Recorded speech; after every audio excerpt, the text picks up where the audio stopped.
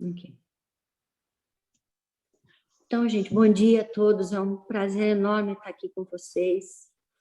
E eu preparei com muito carinho a sinopse fiz uma pequena, né, fiz uma leitura de um livro que eu acho gigantesco, que é o livro da Constelação Familiar, que psicografado por Divaldo e ditado por Joana de Ângeles, né, que não tenho o que falar.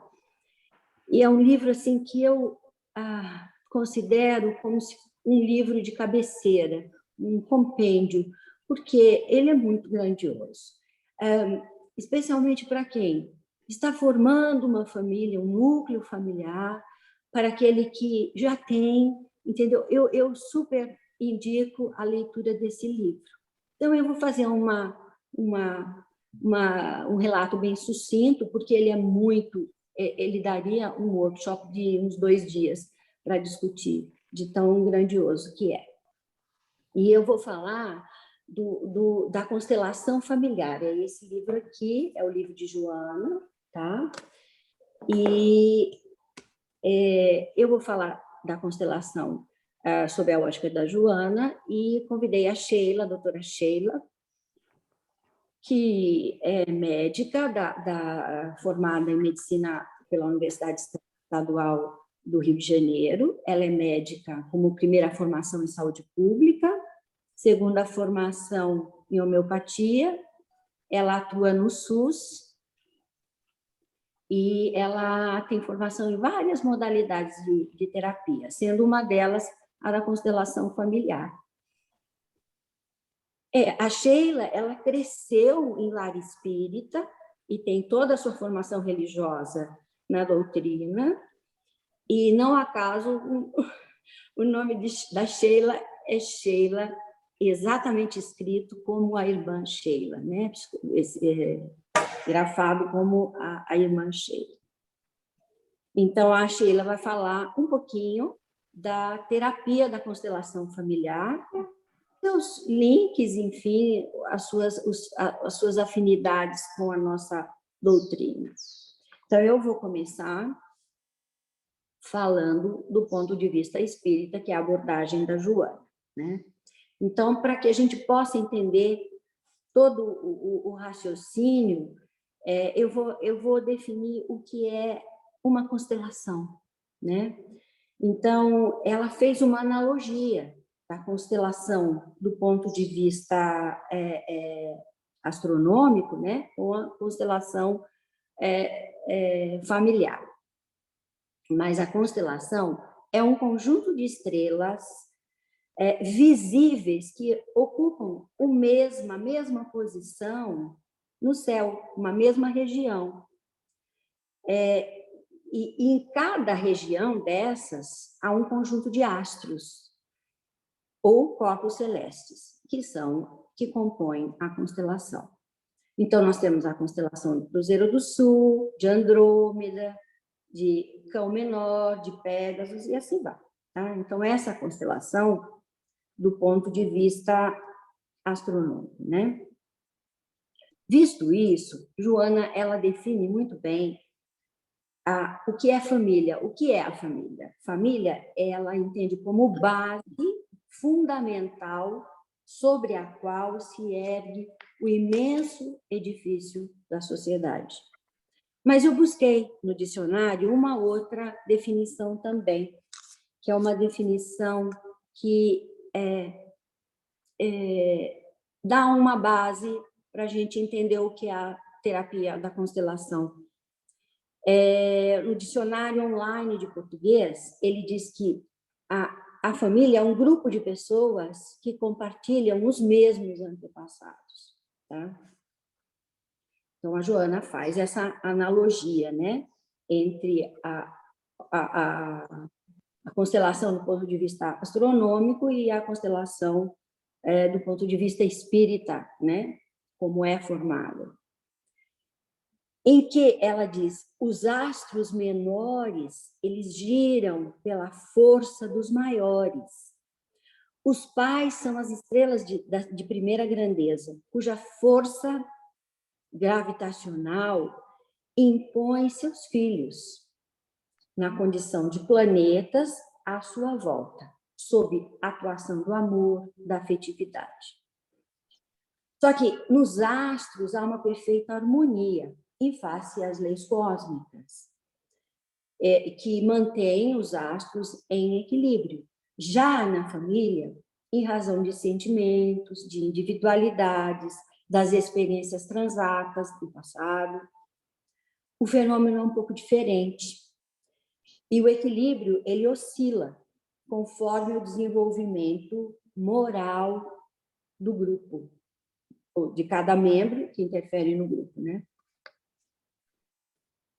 Joana diz ainda que a constelação familiar, ela vê no namoro a pedra angular para futuros alicerces domésticos, sendo uma oportunidade para o futuro casal que está ali se formando desenvolver companheirismo, cumplicidade, amizade e amor, né? Então, tudo tem a sequência. Infelizmente, hoje, os relacionamentos que vimos hoje, eles são um pouco apressados. Eles já saem de um primeiro contato por uma atração física, um relacionamento sexual, e sem conhecer isso que é muito importante. Esse conhecimento mútuo, né? Esse entrosamento. O lar, ela diz que é, sem dúvida, o primeiro núcleo de socialização da criança, porque ali ela é recebida, né, e amparada. Esse grupamento familiar, ele já foi formado, esse que hoje presente, vamos dizer, a minha família, nós já formamos, estabelecemos, programamos as esferas espirituais, antes do renascimento orgânico de cada um de nós, né? Esses espíritos, eles podem estar comprometidos positivamente ou negativamente, em função do processo evolutivo que a gente vai vivenciar. Ocorre que podem acontecer desvios de rota, né? Quando espíritos encarnados, por falta de amadurecimento psicológico, por interesses de diversas ordens, pode ser social, econômico, né? Financeiro, a questão do status, né? Ou ainda por falta de base familiar, de estrutura familiar. Então, eles se envolvem em relacionamentos apressados, que não fora programado nas esferas espirituais, né? Mas, Joana, e a gente sabe que nada acontece ao acaso, nada ocorre ao acaso. Mesmo quando esses encontros se dão de maneira imprevista, há impulsos condutores que transcendem a nossa capacidade, a capacidade do ser humano de entender. Entendeu? Então, isso não é ao acaso, acaba tendo um significado, né? Aí a Joana, ela faz uma descrição de cada membro que compõe o núcleo familiar, de cada membro da constelação familiar, né? E ela começa pelos pais, dada a importância dos pais nesse núcleo, né? Ela diz que é no lar que se desenvolve o amor, né? A afetividade, o respeito pelo próximo, o despertamento dos próprios direitos e deveres. E aos pais, aos futuros pais, cabe, além disso, a operosa tarefa de autopreparação para essa missão. A gente tem que se preparar. Eu acho esse livro um roteiro muito seguro para isso. Porque os espíritos que estão, né, ali, eles têm, em face dos deveres intransferíveis, eles irão constituir o grupo familiar. Então, está aí esse núcleo formado. Ela fala uma frase que eu achei muito interessante: educar-se para educar. Então, os pais, desde pequenos, eles estão se preparando, aliás, os filhos, desde pequeno, estão se preparando para ser os pais futuramente, né? E a disciplina moral dos parceiros, cônjuges ou não, né, é fator de relevante significado para essa organização que está se formando. Por isso, a importância do amor por um legítimo relacionamento afetivo. Quer dizer, o relacionamento de um casal tem que estar com as bases no amor, né? Quando nasce um filho, os genitores eles são convidados pela vida a uma mudança de objetivos existenciais, uma renúncia pessoal. A gente renuncia em favor daquele serzinho frágil, a gente abre mão de muita coisa em favor daquela criança que estamos recebendo, né? Então, a maturidade psicológica, aliás, a imaturidade psicológica e o autoritarismo de muitos adultos que se tornam pais geram desequilíbrio no seio familiar, jogando os tormentos que eles foram ou são submetidos em cima desses serzinhos frágeis que estão sob guarda dele, né? Um exemplo disso é assim, a criança que vê o pai fumando, que vê o pai bebendo, o pai sugere que a criança bote o dedinho na bebida para experimentar, né? Vê a agressividade no lar, o desrespeito no lar, né? Não tem os valores da vida, que são os valores do ser e do ter em equilíbrio, que foi o tema da minha primeira palestra. E Joana, ela sabiamente aponta nesse livro outros tópicos para a gente refletir, que vai ser impossível eu detalhar todos aqui, mas que acontecem comumente nos núcleos familiares, né? E que, caso de um lar que tem rupturas, que está em desequilíbrio, em bases morais, éticas, religiosas, emocionais, podem sofrer desmoramentos assim fatais. Entre esses transtornos, nós temos problemas que nós, espíritas, conhecemos, né? Problemas obsessivos, mediunidade, muitas vezes na criança, mediunidade ostensiva, as provas e as expiações, transtorno de conduta, tragédias no lar, turbulências, né, no lar, às vezes desencarnação de uma pessoa da família que era um esteio, que era o equilíbrio desse núcleo, né? Entre tantos outros problemas, ela relata tudo isso, mas a gente não consegue aqui, no tempo que temos, detalhar cada um deles. Isso, como eu falei, seria um tema para um workshop. Muito interessante, muito interessante. O primeiro mandamento da lei mosaica reza que nós devemos amar e respeitar os pais, né? O pai e a mãe. Mas, por outro lado, é fundamental que esses pais façam por merecer o respeito e o amor da prole, né? Através da sua conduta.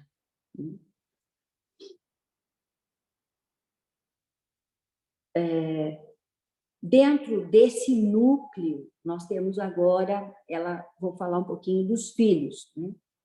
Na constelação familiar, a prole é de relevante significado e uma grande oportunidade evolutiva que nós estamos tendo, né? O poder em reencarnar e aparar as nossas arestas e aprender, né? Então, desafetos, eles reencarnam e muitas vezes pelo véu do esquecimento recomeçam experiências evolutivas nos braços e na ternura de seus antigos algozes, das vítimas desditosas, né? Que nesta presente encarnação estamos experimentando vivências reparadoras. Por exemplo, uma amante do passado hoje é uma filha rebelde. Isso é muito comum. A gente vê isso nos romances espíritas é muito comum, né? A convivência entre pais e filhos é um recurso psicoterapêutico valiosíssimo, trabalhando o inconsciente de ambos de maneira a serem superadas as divergências do passado, né? Programando dessa forma a reconciliação, um bem-estar, né? Nada é o acaso. Os laços entre pais e filhos, eles jamais se rompem, jamais, mesmo quando há dificuldades no relacionamento, né? É um relacionamento com atritos, né?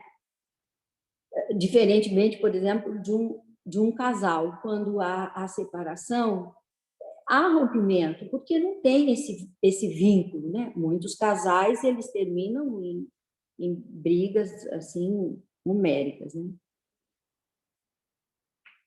Muitas vezes, no relacionamento ruidoso e difícil entre pais e filhos, é exigido que isso se postergue, ou seja, em outras oportunidades reencarnatórias, até que o equilíbrio afetivo possa ser restaurado. Então, pode ser várias, né? Várias reencarnações, até que se restaure o equilíbrio, né?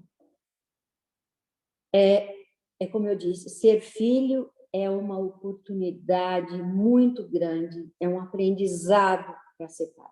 Nós já estamos nos preparando com as experiências do lar dos nossos pais, né?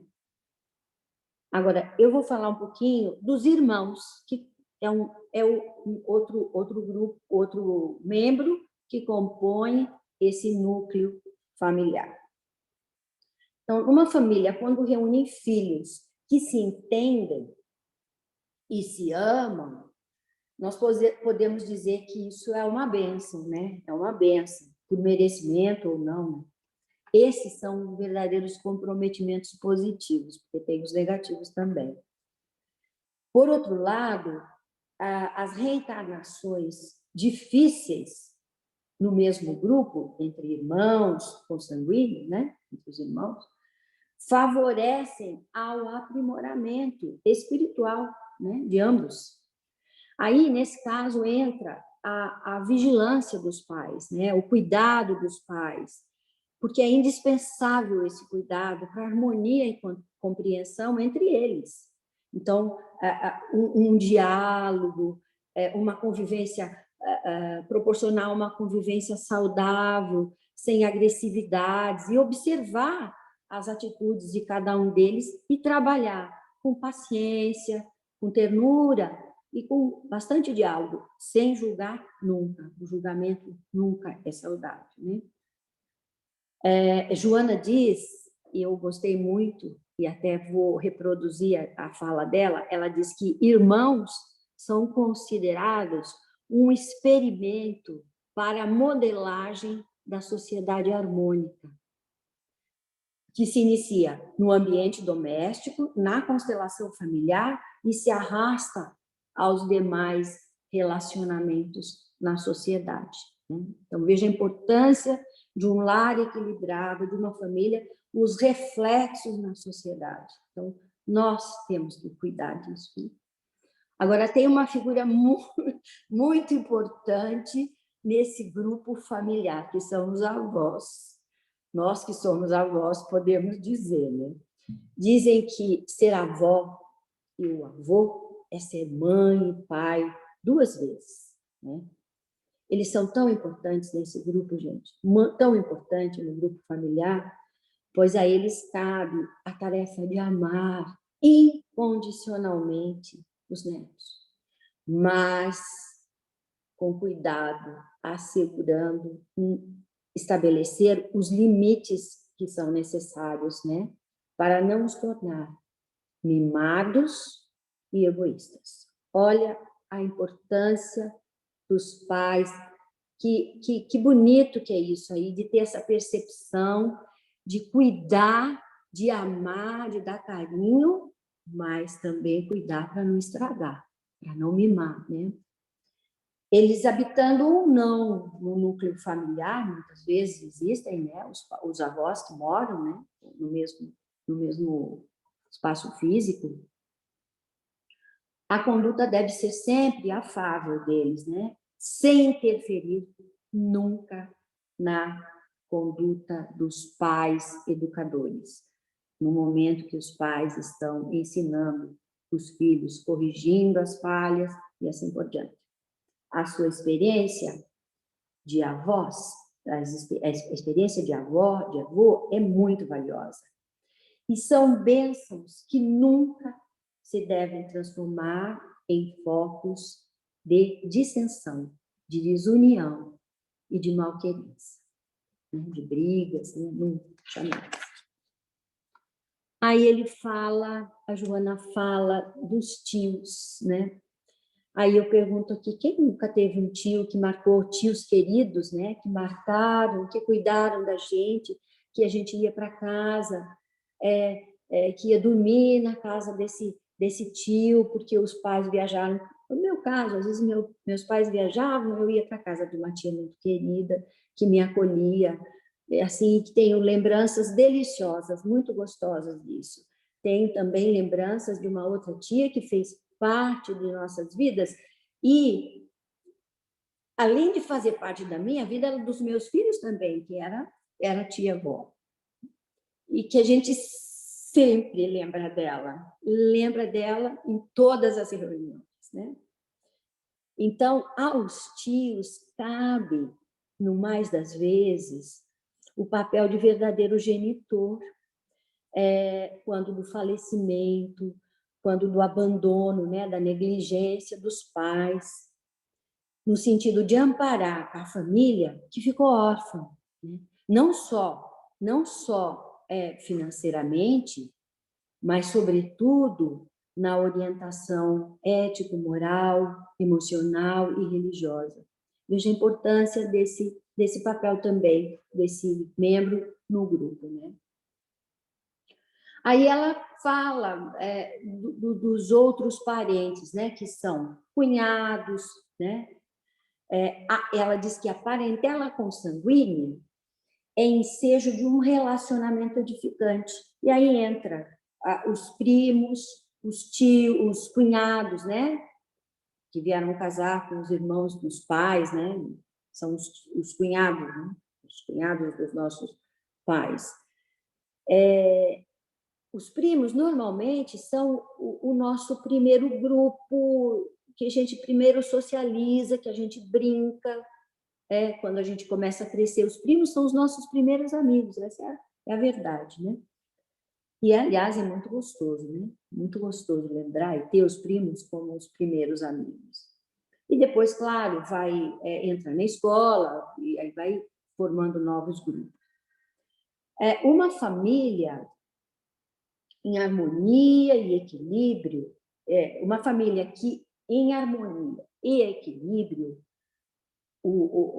reina no ninho doméstico, o equilíbrio e a harmonia, ela tem muito maior facilidade de conviver com pessoas de temperamentos diferentes no meio social, no trabalho, né, num trabalho voluntário, né, em diferentes setores da sociedade, né? Mas, por sua vez, quando o ambiente é ruidoso, com discussões, gritaria, essas crianças, no mais das vezes, tornam-se agressivas e insatisfeitas. A escola do exemplo no lar é eficiente para a formação do caráter e do desenvolvimento do espírito, que estamos, né, no processo de aprendizagem, esse espírito que nos foi confiado. Todos aqueles que formam a constelação familiar, eles devem assumir as responsabilidades que a eles cabem, porque isso é uma forma de aprimorar, né, sua educação, sua aprendizagem nesta presente encarnação.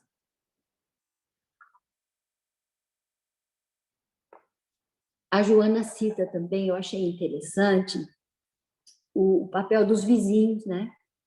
Embora eu não faça parte do núcleo, né, da constelação familiar, mas ela diz que, em razão da proximidade física, muitas vezes estreitam laços de amizade assim, eternos. Vivem e convivem ajudando-se mutuamente. E é uma verdade, eu achei tão interessante isso. E ela diz também que há muitas famílias vizinhas que se reconhecem como o mesmo grupo familiar. A Joana nos mostra a importância da educação nos diferentes tópicos como base para o sucesso, uma verdadeira rota segura para a felicidade, alegria e evolução desse núcleo, né, que se formou dessa constelação. Eu vou fazer um breve resumo dos tópicos da educação em diferentes tópicos, dos mais importantes, que eu achei que eram os mais importantes, porque são muitos e a gente não consegue aqui, com o tempo, descrever todos, né? Então, ela fala que a educação para a paz, a educação para o trabalho, a educação religiosa, a educação para o amor e a educação sexual, que ela considera, assim, de uma importância bastante grande, e nós vamos chegar lá. Então, a paz no mundo depende da educação na infância. Mais uma vez, olha a importância do papel de um lar equilibrado, né? E o inverso também é verdadeiro. A educação da infância depende da paz do mundo. Olha a nossa responsabilidade, né? Lares desestruturados, cujos valores do ser e do ter estão em desarmonia, a sociedade sofre reflexos danosos. Então, quando a gente vê uma sociedade complicada, como temos visto, nós temos responsabilidade também. Nós somos os construtores dessa sociedade, né? No lar começa o trabalho de edificação moral de todos os membros mediante experiências e comportamentos paternos, que são um exemplo do valor do conhecimento, do caráter, da honra, da convivência doméstica. Os pais são, sem dúvida, os primeiros e os mais nobres educadores, tanto para o crescimento ético-moral, quanto também para o agravamento de desequilíbrios que tomam conta da sociedade. Então, os dois polos, né? O crescimento ético-moral e o agravamento dos desequilíbrios. A paz, ela é construída, ela é elaborada e nunca imposta. Educar com e pelo amor constitui o método mais eficaz para conseguir o equilíbrio na família. Construir na criança um ser novo, né? A gente pode deixar aquele homem velho, aquele ser velho, e trabalhar essa criança para a paz na sociedade. Vou falar um pouquinho agora da educação para o conhecimento. Então, são sinopses, tá? Resumos que eu achei muito importantes. Joana cita alguns missionários da educação, e como Jean-Jacques Rousseau, Pestalozzi, que eu sei que a nossa querida Marli gosta muito, professor Rivaio, Maria Montessori, que criou o método Montessori, Piaget, Rudolf Steiner. Eles convidam a reflexões profundas sobre as melhores técnicas de preparação das mentes infanto-juvenis em relação à aquisição de conhecimento e do comportamento saudável para uma vida feliz. Na atualidade, quando a Terra lentamente experimenta a transição do mundo de provas e expiações para um mundo de regeneração, é indispensável no lar e depois na escola que se apliquem os avançados recursos pedagógicos que ajudam o educando a atingir sua plenitude. Assim, é perfeitamente natural que se apliquem esses novos métodos educacionais. Aqueles que trabalham o educando para ser, para conhecer, para fazer e para conviver. Olha que grandioso isso. De forma que possa criar condições de amadurecimento psicológico nas novas gerações para escolhas equilibradas do ser e do ter. Muito, muito importante isso. Joana é brilhante. A educação para o trabalho. Ela diz que é através do trabalho que ocorre o progresso da humanidade. No Evangelho de João, capítulo 5, versículo 17, Jesus responde aos fariseus: o Pai até hoje trabalha e eu também trabalho, demonstrando nisso a grandeza da atividade construtiva e libertadora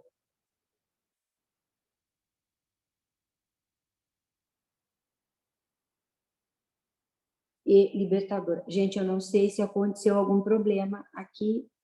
Simão, tá entrando. Simão está compartilhando uma coisa na tela.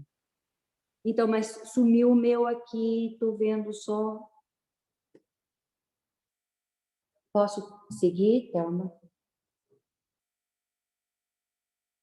A educação para o trabalho merece uma especial atenção da família, despertando no educando o dever de servir e cooperar, iniciando pelas pequenas tarefas, como tirar uma mesa para o almoço, para as refeições, arrumar a cama, recolher o lixo, guardar as roupas, os sapatos, né? Material escolar.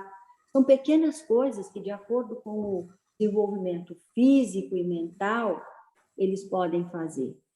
E uma vez que essas tarefas estão atribuídas a eles, os pais nunca devem fazer por eles, pois os torna ociosos e jamais aprenderão a valorizar o serviço do próximo.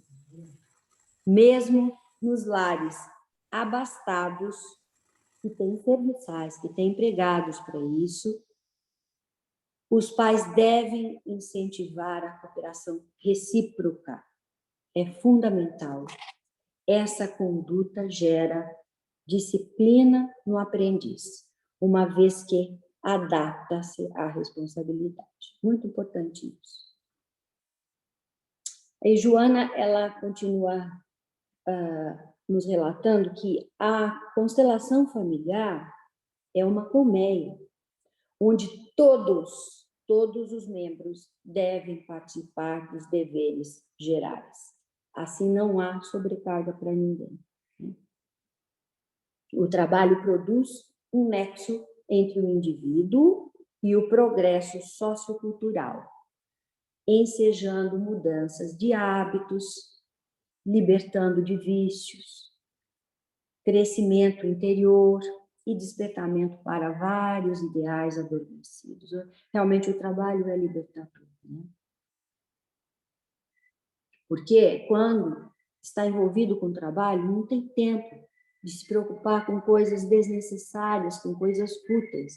Veja a importância da gente estimular o trabalho, né? Nos filhos. Aí ela fala um pouquinho da educação sexual. Ela diz que a educação sexual se reveste de uma extrema importância. Antigamente, o sexo era tido como um tabu, né? E o conceito religioso tradicional o abominava, não podia nem falar, nem tocar no assunto. O sexo, por outro lado, ele é portador de objetivos elevadíssimos, tanto do ponto de vista fisiológico como psicológico.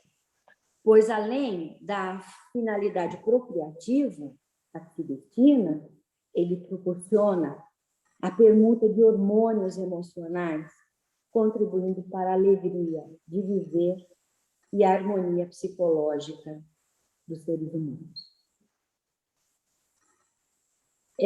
A educação sexual deve fazer parte do programa familiar, é fundamental, no qual as questões devem ser abordadas com naturalidade, quando as crianças perguntam, né?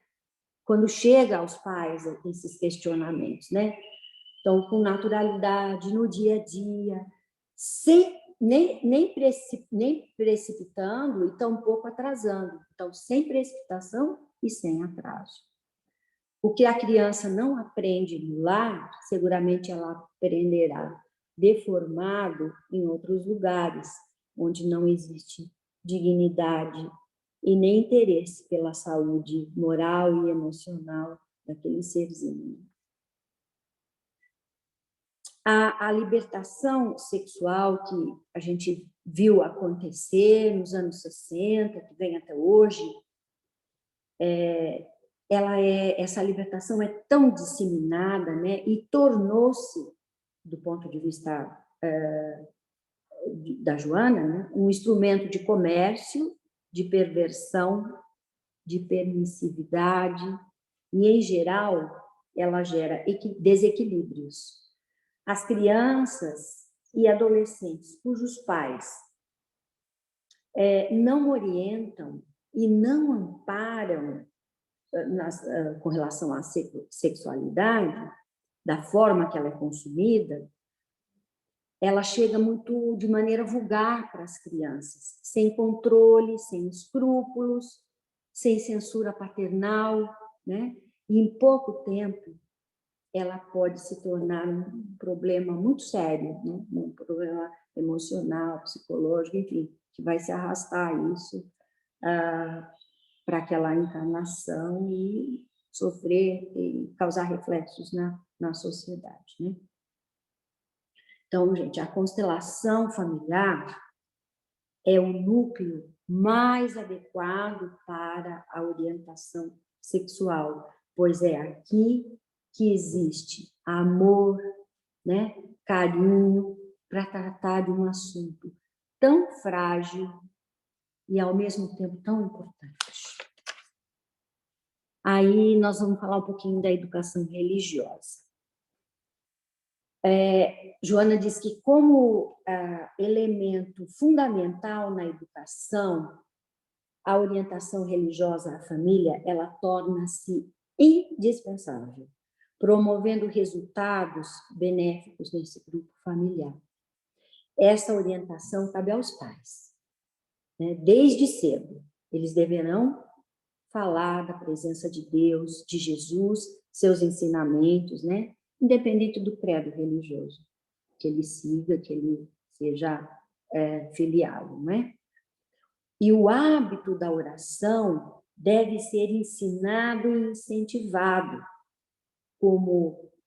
bem como reuniões edificantes, reuniões de estudos, entendeu? Fundamental, porque aí, já conversei isso com a Marli várias vezes, se planta a sementinha.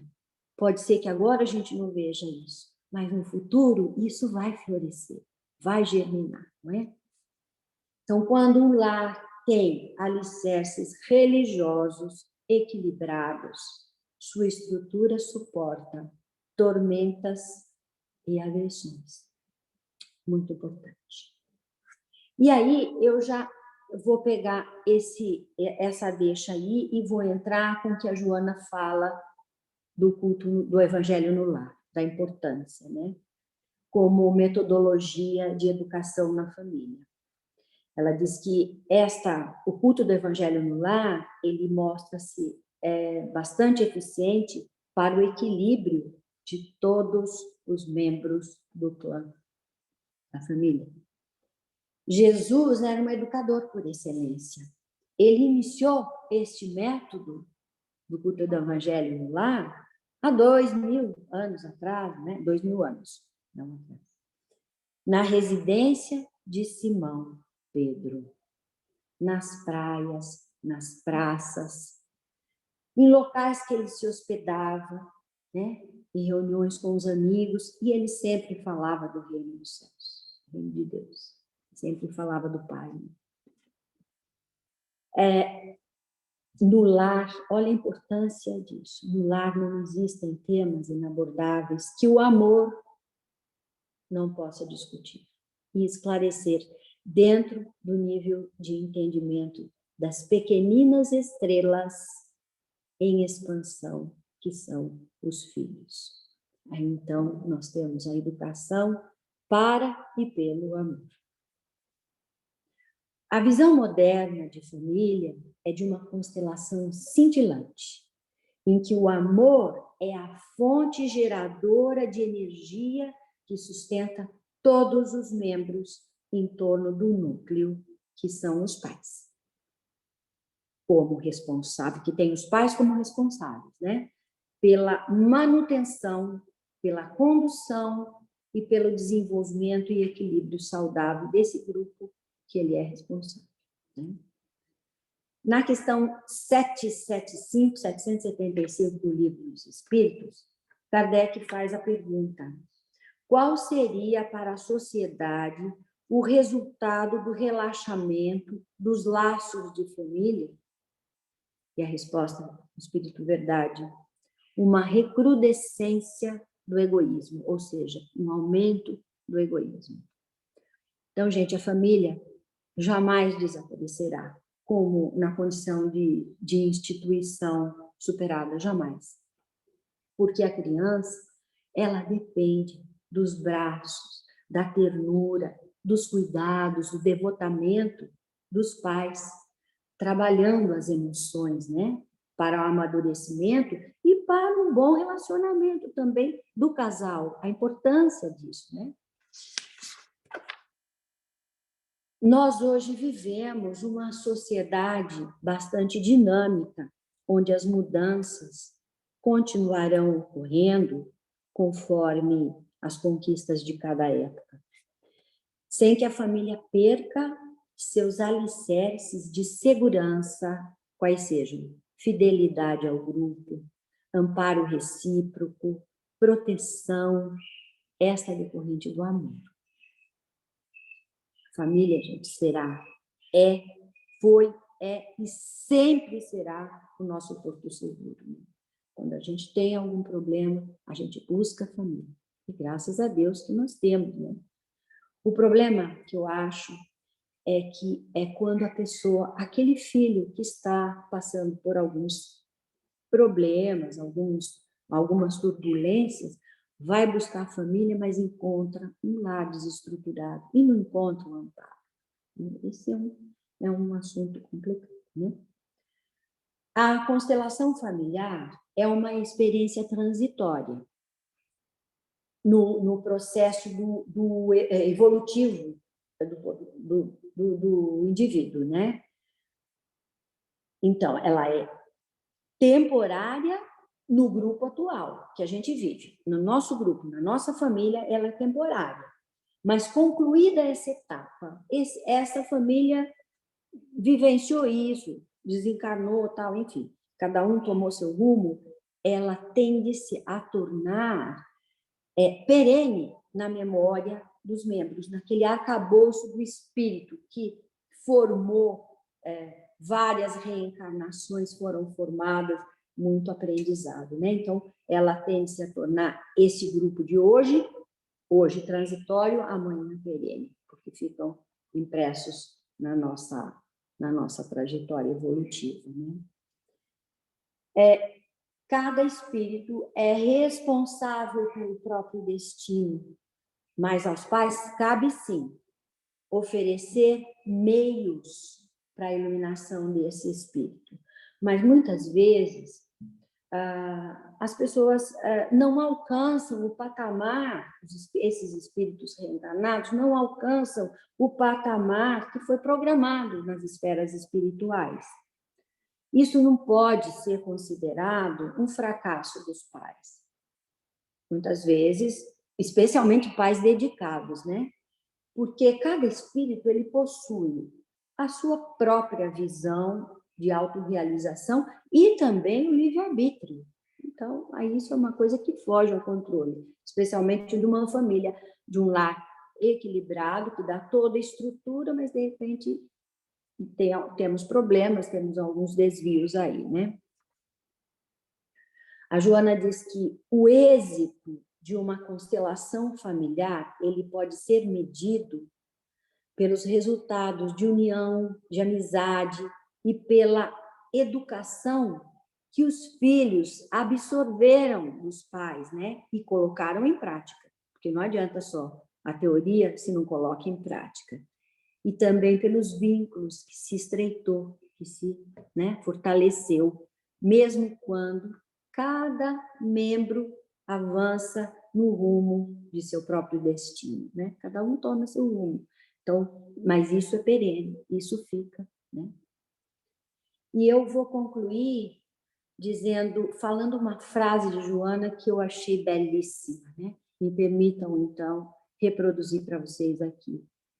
A constelação familiar, à semelhança de um conjunto de astros na abóboda celeste, é parte importante da imensa galáxia espiritual sob o comando e a afabilidade do Pai Criador. Muito obrigada, gente. Obrigada pela atenção. E agora eu vou passar para a Sheila para fazer as colocações dela. Está com você, Sheilinha? Então, eu estou um pouco ansiosa, né, para estar aqui e muito alegre por esse convite da Cristina Pardini. Eu agradeço, porque eu adoro fazer esse trabalho da terapia sistêmica, que é conhecida como constelação familiar. Agradeço também aos dirigentes da Casa Espírita Caminho da Luz, Alfredo, né? E Marli, é isso? É que eu tive o prazer de vê-los hoje no início da manhã, antes da Cristina começar. Eu me preparei um pouco, desde que a Cristina fez esse convite, e estou confiando que eu vou ter inspiração, né, para falar aqui o que seja importante. A constelação familiar como projeto terapêutico é um trabalho imenso. Então, como disse a Cristina no início, daria uma palestra, um workshop de vários dias, né? Quando a gente faz a formação, são vários anos. Então, como passar aqui um pouquinho do que seja interessante, como pensar aquelas coisas que toquem no coração de cada um. Eu vou começar falando que o meu nome é Sheila e que eu sou filha de Walter Gonçalves da Costa e Mairi Franco Costa. Eu nasci há 65 anos atrás num lugar chamado Bicuda Pequena, que é município de Macaé, do estado do Rio. Eu acho que eu tenho um pouco de sotaque aqui para vocês de Botucatu. Eu estou aqui há 21 anos, mas ainda tenho um pouco disso. A constelação familiar é um recurso terapêutico para melhorar a vida da gente. Eu vou trazer, então, aqui a imagem do autor principal, é o Bert Hellinger. Eu agradeço a oportunidade, né, de ter conhecido esse trabalho. Agradeço a todos os professores que fizeram parte da minha formação. Então, o Bert Hellinger, ele é alemão, ele morreu há 2 anos atrás, com 93 anos. No início da vida dele, aos cerca dos 20 anos, ele, como padre, ele foi para a África do Sul como missionário, trabalhar em escolas com crianças. Ele era professor de inglês e de religião. E ele ficou nesse trabalho por muitos anos, cerca de uns 20 anos. E nesse trabalho ele teve a oportunidade de fazer encontros, workshops, dinâmicas, com outros líderes religiosos de culturas diferentes, de etnias diferentes, de religiões diferentes. Isso foi uma grande oportunidade que ele teve de ampliar as concepções espirituais, que sempre foram muito fortes nele, né? Ele foi um estudioso do Evangelho como clérigo. Uma outra experiência interessante que ele relata desse período da sua vida é que ele entrou em contato com os Zulus pelo trabalho dele, e que essas pessoas demonstravam uma imensa reverência pelos seus antepassados, que era diferente do que tinha na cultura de origem dele, ocidental. O Bert Hellinger, nos seus últimos 40 anos de vida, ele ensinou esse trabalho para muitas pessoas, em muitos países. Então, obrigada. Por que ele mudou, né? Por que ele saiu da África e foi estudar psicologia? Depois de uns 20 anos dessa experiência na África do Sul. Porque ele sentiu necessidade de entender as dinâmicas das famílias. Eu não sei se está muito escuro a minha imagem.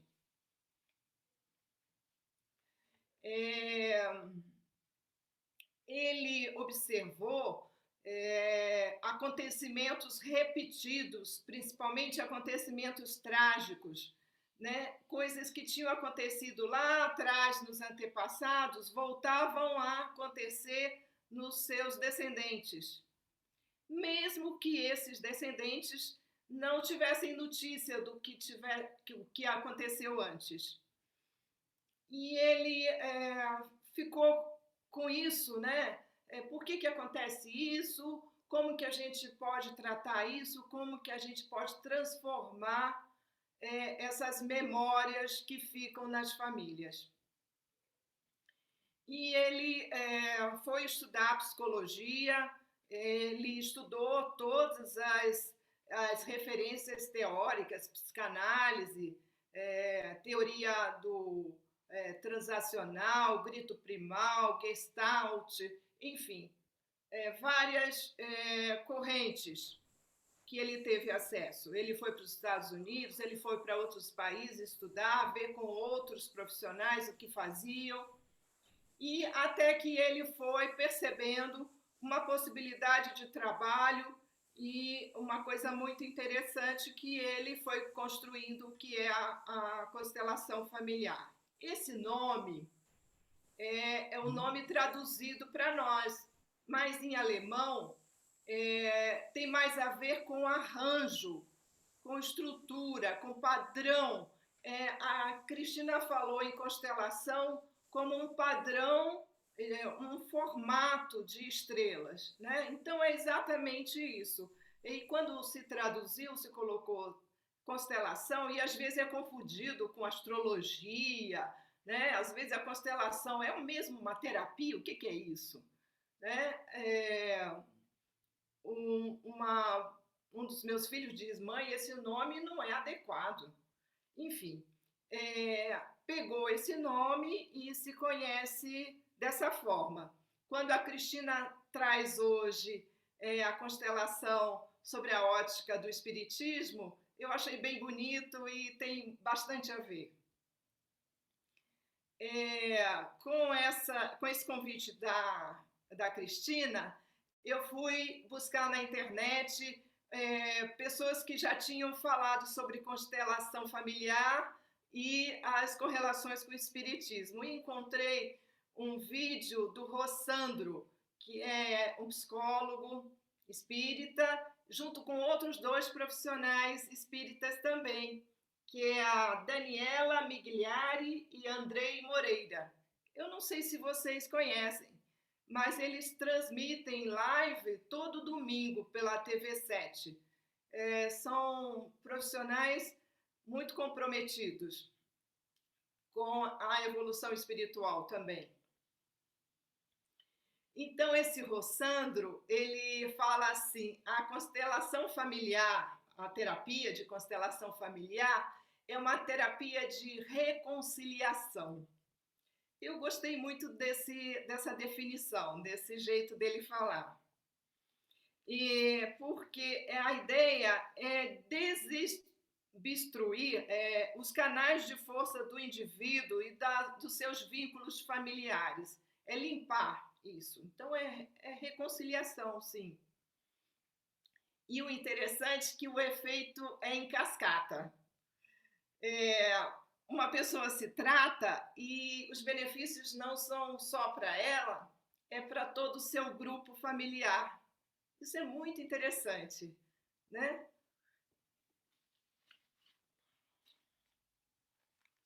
Então, o Andrei Moreira, esse psicólogo que eu citei antes, ele fala da importância do nosso programa reencarnatório e como a gente beber nessa fonte potencial da família que a gente está.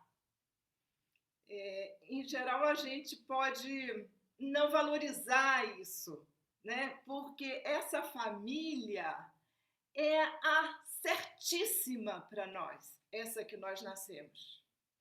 Ela tem tudo aquilo que é necessário para o nosso desenvolvimento.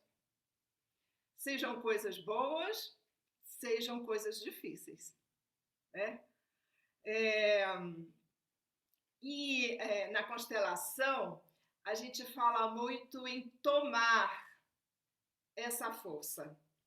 Tomar, às vezes, parece uma coisa ruim, mas o sentido é tomar como o bebê toma o leite da mãe. Ele precisa sugar. Então, tomar com o sentido de receber ativamente. A gente precisa receber essa força da família, o potencial dessa família, ativamente. O trabalho da constelação como terapia não é uma mágica. Às vezes as pessoas descrevem, eu fui a uma constelação, agora eu vi tudo, como se daí para frente estivesse tudo resolvido. Não, a gente recebe algumas informações, algumas percepções são reveladas, um passo a gente pode dar adiante, mas é um processo. É um processo, às vezes, da vida inteira.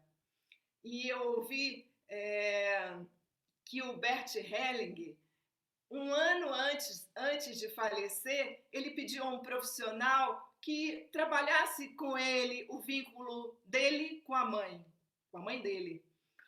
Então, assim, aos 92 anos, o Bert Helling ainda tinha coisas a resolver nesse vínculo. Isso é muito interessante e a gente fica assim bastante sossegada que a gente possa trabalhar isso, né? Não ter vergonha. Eu, aos 65 anos, claro, ainda tenho muitas coisas a serem trabalhadas com os meus pais. Então, a direção da constelação ao invés de nutrir os sofrimentos do passado, ficar lá enovelada com aquilo, é a gente ir limpando para poder olhar para o futuro novo, para a gente se abrir para as experiências que podem surgir para a gente como importantes. É claro que a gente vai num passo a passo. E a gente revisita esses núcleos de sofrimento como numa espiral, né? A gente vai vivendo e vai revisitando, vai vivendo e vai revisitando. E isso cada vez com mais recursos, claro, a gente vai ampliando os nossos recursos. Importante dizer que não é uma prática mediúnica. Às vezes as pessoas perguntam isso. Porque quando se faz a constelação, quando se faz a constelação em grupo, a gente solicita que representantes fiquem no lugar de familiares. Que nesse momento esse representante se abstenha de qualquer sentimento e problema pessoal, se coloque ali a serviço, né? E se observe o que sente, principalmente no corpo, assim, quais são as sensações, porque as sensações são mais legítimas, a gente se engana menos de relatá-las. E através dessas revelações, dessas informações dos representantes, vai se delineando a dinâmica dessa família que precisa ser olhada para ser transformada. E como vêm essas informações dessa família que para os representantes ele não conhece, parece que houve alguma mediunidade, que algum espírito foi ali e disse, olha, é isso. Mas não é verdade isso. Na constelação, o que acontece é você entrar no campo de informações daquela família. Isso foi estudado por um biólogo, vou até pegar aqui o nome dele, é Rupert Sheldrake. E esse biólogo, ele estudou, né, vários sistemas vivos, cristais, enfim, e constatou essa memória que fica impregnada nos sistemas e que passa de um grupo para outro, da mesma espécie. Por exemplo, com piseiros que são destruídos e eles refazem o cupim exatamente como antes. Uma outra experiência é de ratos que são ensinados a sair de um labirinto e aí se colocarem ratos novos que não foram ensinados, eles rapidamente saem do labirinto. É como se eles tivessem recebido essa informação dos outros ratos. É muito interessante esse estudo. Então, esse campo, que é chamado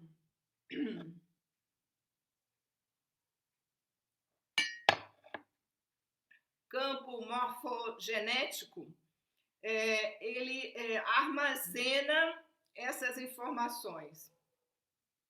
E não tem limite de espaço nem tempo. Então, passa para os novos grupos daquele sistema. O que o Bert deixou, então, de importante em relação a esse trabalho? 3 coisas muito importantes, que são, ele diz, como leis, como ordens, porque a gente precisa se atentar para esses três pontos para todos aqueles que nos procuram como clientes. A primeira delas é o direito de pertencimento nas famílias. Todos que nascem naquela família tem esse direito de pertencimento. Se for uma pessoa doente mental, se for uma pessoa deficiente física, se for uma pessoa que aparenta uma índole não muito adequada, enfim, que não seja bonita, que não tenha a afabilidade, todos pertencem e têm esse direito. Essa família foi constituída com esse grupo, e esse grupo ele faz parte de um processo. Quando acontece que a pessoa que não é bem considerada é excluída de alguma forma, é deixada de lado, não é convidada, não é homenageada, não é vista, isso gera uma lacuna, algo a ser transmitido, né, nesse campo de informações e chega até algum descendente, mesmo que esse descendente nem saiba dessa história. E aí esse descendente, de alguma forma, vai expressar isso, e o Bert Hellinger fala da importância dessa expressão e do reconhecimento disso para que isso seja curado nesse núcleo, nessa rede familiar, nesse grupo familiar. Então, a exclusão, também mortes abruptas, coisas que foram assim não processadas, enfim, situações difíceis ficam ali à espera de que alguém cuide. Um outro ponto importante é a ordem de nascimento, ou que a gente chama também de direito de precedência. Quem nasceu primeiro tem ordem de precedência pelos outros. A Cristina falou um pouco isso, né, dos pais com os filhos, enfim, o pai é o maior, o filho é o menor, sempre. Então, assim, o irmão mais velho é o maior diante do caçula. Existe essa precedência em todos os agrupamentos. E quando isso não é respeitado, existe a desordem, o adoecimento emocional e até o adoecimento físico. Um outro ponto importante também é sobre o equilíbrio entre o dar e o receber. Eu aprendi que dar era sempre melhor. E aí, quando eu encontrei essa história do Bert Hellinger, eu disse, nossa, como é que é isso? Precisa ter equilíbrio sempre. Somente entre pais e filhos, os pais dão mais para os filhos do que os filhos dão para os pais. Mas nessa conjuntura de pais e filhos está tudo certo, porque os filhos vão repassar isso adiante de alguma forma para os seus próprios filhos, ou para uma causa social, ou para alguma outra vertente. Mas nas outras relações, relação de casal, relação de irmãos, de amigos, é preciso que haja um balanço, uma dança, um dar e um receber, não na mesma moeda. Você pode dar de um jeito e o outro te dar de outro, de uma outra maneira, de um outro formato, mas precisa aquele que recebe se sentir em condições de dar também.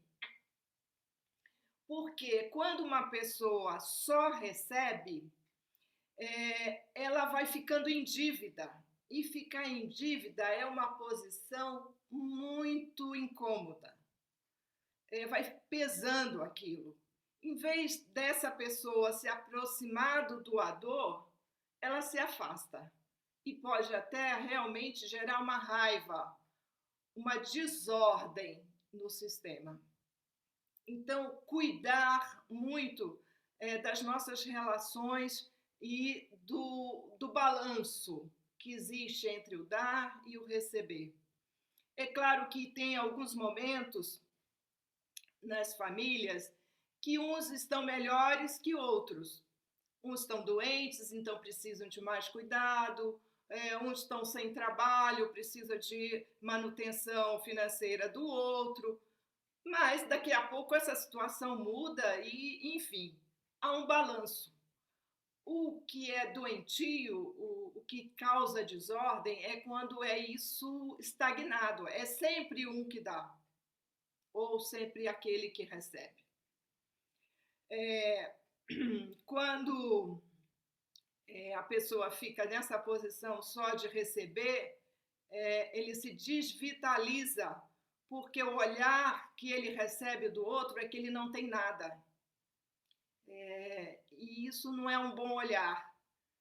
A gente precisa olhar os outros como sempre capazes de ter alguma coisa para dar.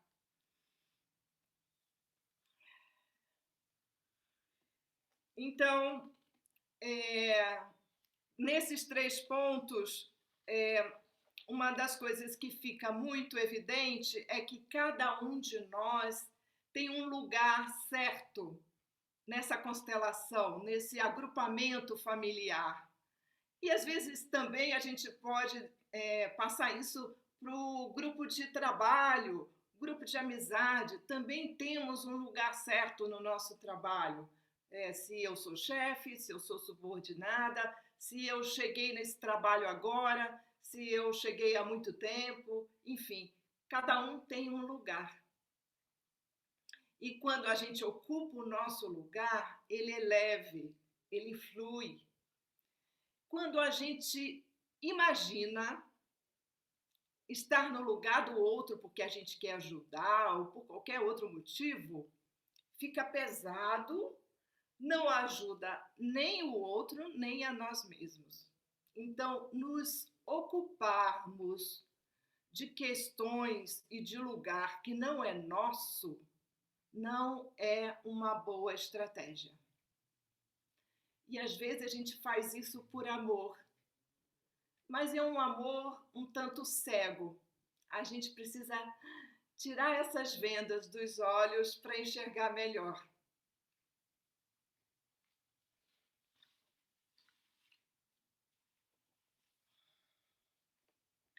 Então, uma outra coisa importante que na terapia da constelação familiar, a gente volta sempre para os vínculos essenciais, que é o pai e a mãe. A gente lembra aquele mandamento mais importante, honrar pai e mãe. Eu sei que no Espiritismo tem livros, palestras, enfim, muitas palavras sobre isso. Mas o Bert Hellinger fala que honrar pai e mãe significa reverenciar e agradecer o fato de que a vida chegou até nós através dessas pessoas. É por isso. Não é porque eles são bons, que eles são carinhosos, enfim, claro que isso é bacana. Mas honrar pai e mãe é porque eles fazem parte da nossa matriz. Eles nos deram o dom mais precioso, não tem nenhuma dúvida. Qualquer coisa que tenha acontecido de ruim nesse pai, nessa mãe, para com o filho, não invalida esse presente que eles deram. Isso é muitíssimo importante. Porque às vezes a gente tem aquele olhar assim, nossa, mas essa mãe maltrata o filho. Uma terapeuta contou uma vez numa aula, uma professora contou que ela estava trabalhando com um rapazinho que tinha sofrido violência da própria mãe. a mãe era usuária de substâncias psicoativas e apagava o cigarro na criança. Essa criança sobreviveu, mas com muitos problemas, e estava numa casa de tratamento. E adolescente, ele perguntou para a terapeuta: eu posso amar a minha mãe? Então, existe esse impulso profundo de amor do filho para os pais. E é isso que é o honrar o pai e mãe que o Bert coloca, independente do que tenha acontecido. Os pais, de novo, são os pais certos para mim.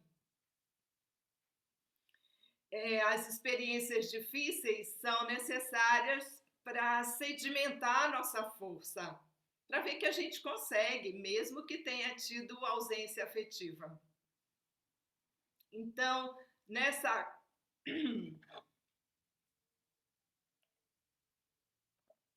eu acho que eu preciso fazer fono, porque eu vou falando e vou ficando com a garganta seca e não consigo falar. Então, nessa proposta da terapia familiar, a ideia é a gente dizer sim à nossa família.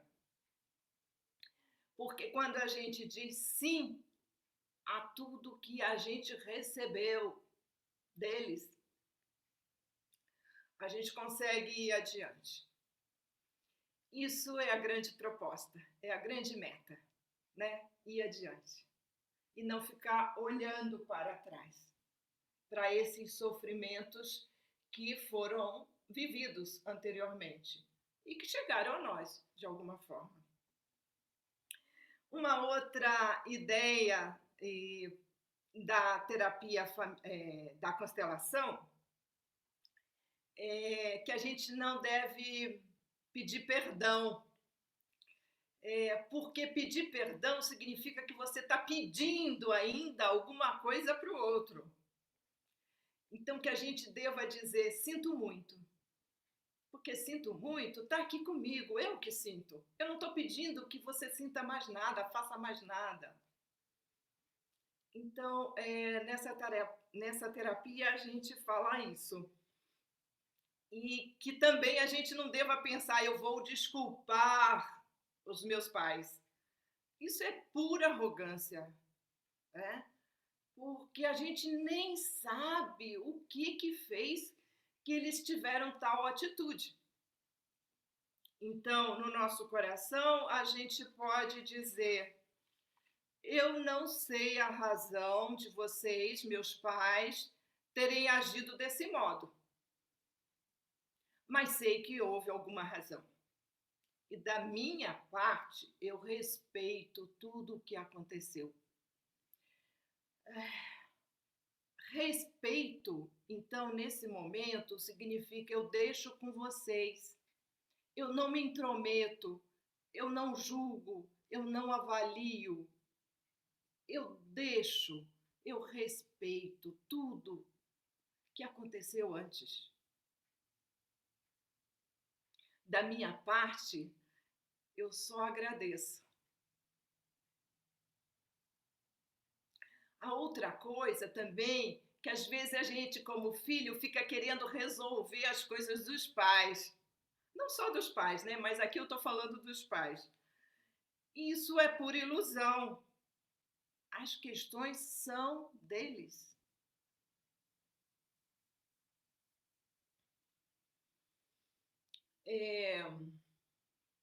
Agora eu vou falar um pouquinho assim dessa importância da gente voltar para nós mesmos.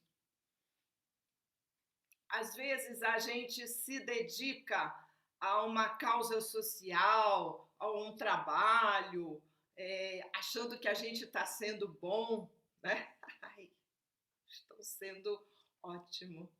Mas aí a gente não olha para as nossas feridas, as nossas sombras. essa psicóloga espírita tem um livro chamado Abrace Suas Sombras, Daniela Migliari. E nesse livro ela fala isso, assim, da importância da gente olhar para nós, para as nossas feridas, que às vezes essas feridas da nossa criança lá se manifestam como ironia, raiva, intolerância, enfim, todas aquelas mazelas que fazem parte do ser humano, né? Sim, temos, mas é preciso que a gente olhe para isso. E olhar para os nossos vínculos essenciais, que são a nossa família. É aí a nossa tarefa mais importante. A Cristina falou hoje assim disso o tempo todo, né? É na família que é a nossa tarefa e de como que a gente está nisso, né? Então a pandemia que a gente está vivendo há um ano e pouco é uma intimação, eu acho, espiritual para a gente olhar para isso. Né? Como que estão os nossos vínculos, como é que a gente funciona em casa, né? Porque é aí que a gente se revela mesmo, né? Agora, olhar para tudo isso com compaixão, com misericórdia também para nós, né? Estamos como aprendizes nessa vida, né? Então, olhar as nossas mazelas e como que a gente lida melhor com isso? Da onde que vem isso? O que eu posso fazer para transformar?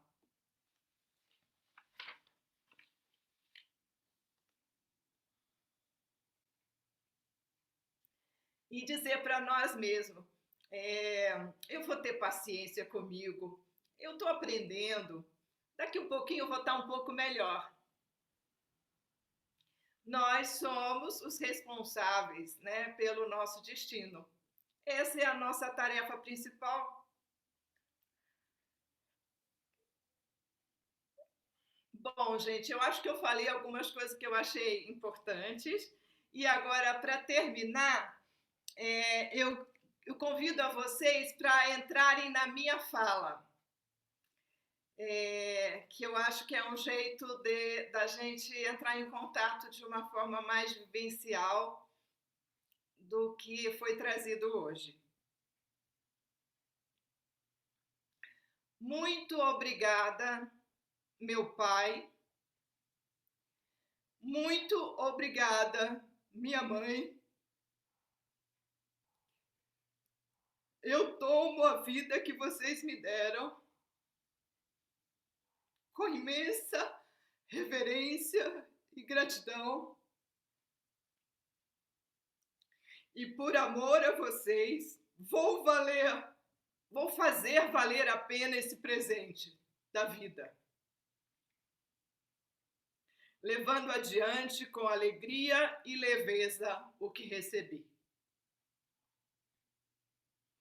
Obrigada, gente. Um bom resto de domingo. Estou disponível para, se vocês quiserem conversar de alguma maneira. O Facebook, o Instagram é Sheila Costa. Fiquem à vontade. Um beijo. Tchau.